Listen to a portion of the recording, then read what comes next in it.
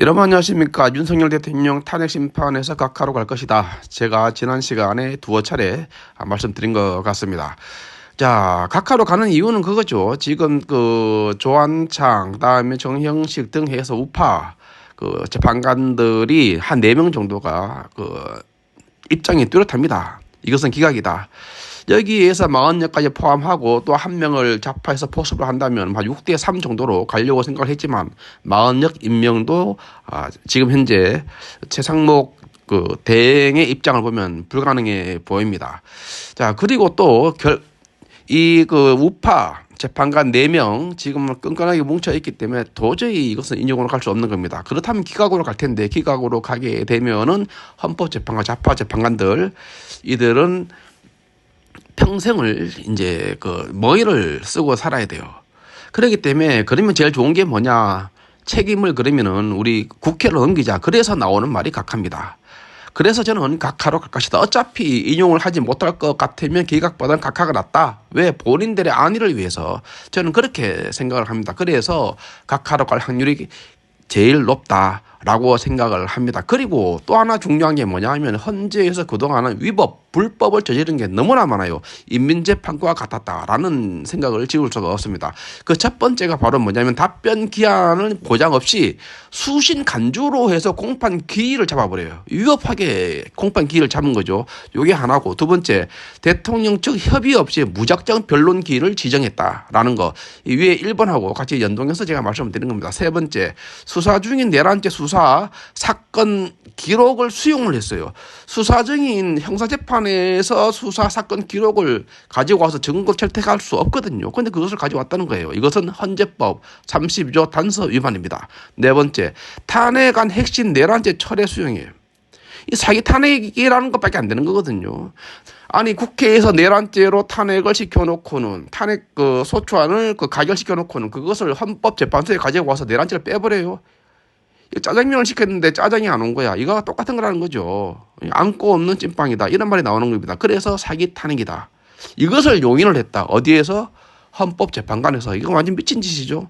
자, 다섯 번째, 대통령 증인 신문 참여 권리를 보장하지 않았다. 방어권을 침해했다. 충분한 시간을 주지 않았다. 여섯 번째, 거짓 증거를 채택했다. 형사소송법 321조 위반 가능성이 농후하다, 이렇게 보는 겁니다. 예를 들어서 홍장원이라든가 그리고 각 종근이라든가 이런 자들의 어떤 명확하지 않은 그런 어떤 오염된 증거를 채택하고 있다. 이것이 문제가 된다는 거. 이것이 형사소송법 321조 위반 가능성이 있다, 이렇게 보는 겁니다. 일곱 번째, 불공정한 마흔역 셀프 임명 속도전을 냈다. 마흔역의 어떤 에 대해서 헌법재판관으로서 임명할 수 있는 자는 대통령 권한을 가진 자죠. 그런데 헌법재판소에서 심판을 임명하라고 했다고 해가지고 그것을 왜 임명을 해야 됩니까? 그렇다 그러면 헌법재판소에서 대통령이 뭐든지 행정명령이라든가 뭐든지 권한 쟁의를 넣으면 다 거기서 뭐 이렇게 해라 저렇게 해라라고 하면 그거 다 따라야 되는 겁니까? 이거 상권 분립에 분명히 위배된다라는 것을 말씀드릴 수가 있습니다. 여덟 번째, 헌재 주석서를 무시하고 한덕수 전 대행 탄핵을 시간 끌기를 했다. 이것도 아주 중요한 문제입니다. 이것도. 자, 아홉 번째, 우리법 연구회 출신들의 부적절한 언행이 있었다. 열 번째, 박근혜 17차 변론, 윤을 고작 10차 불공정한 졸속 진행이다. 이렇게 말할 수가 있습니다. 자, 그리고 좀 더 봐야 될 것은 이자들의 이력을 잠깐 한번 보고 싶어요. 예를 들어서 문영배 같은 경우는 우리법 연구회 전 회장이었다. 선관위원장 출신이다. 이재명과 친분 논란이 있다. 사법연수원, 그래도 농법학회 동기다. 그래서 카톡 같은 거 서로 주고받지 않겠어요. 이재명이 하고. 최근에 이재명이 하고 관계가 좀 틀어졌다. 이런 말도 나옵니다. 분명히 이것은 기각이나 각하이기 때문에 틀어질 수밖에 없는 것이 아니냐. 이런 생각이 듭니다. 그리고 트위터에서 정치색을 노골적으로 드러냈어요. 북한, 중국 우호 발언이라든가 신용복 사상 공감 글이라든가, 그리고 김어준 민주당 인사 및 김재동 이에서 팔로우 했다든가 가장 왼쪽에 있는 사람이다. 본인이 말하기를 그렇게 말한 거예요. 그 다음에 업무 시간에 독후감 블로그를 운영했다. 부산 유엔 군 묘지에서 왜곡 발언했다. 등등이 있습니다. 이미선 이 여자도 참 웃긴 여자입니다. 국제임금법 연구회 출신이고 남편 오충진 변호사 대장동 50억 클럽 권순일과 동료입니다.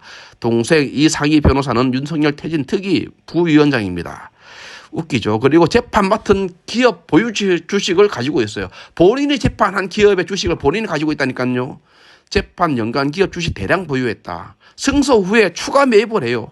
주식 거래가 5천 건 이상이다. 현재 재산 규모가 76억 원이다. 재판관하면서 참 돈 버는 방법도 여러 가지가 있네, 그죠? 이런 사람이 법복을 입고 근엄한 척하고 정의로운 척하고 이게 좌파들의 전형적인 어떤 모양이다. 이렇게 말씀드릴 수가 있습니다. 그 다음에 정계에서 전 우리본연구회 국제임금법 연구회 회장입니다.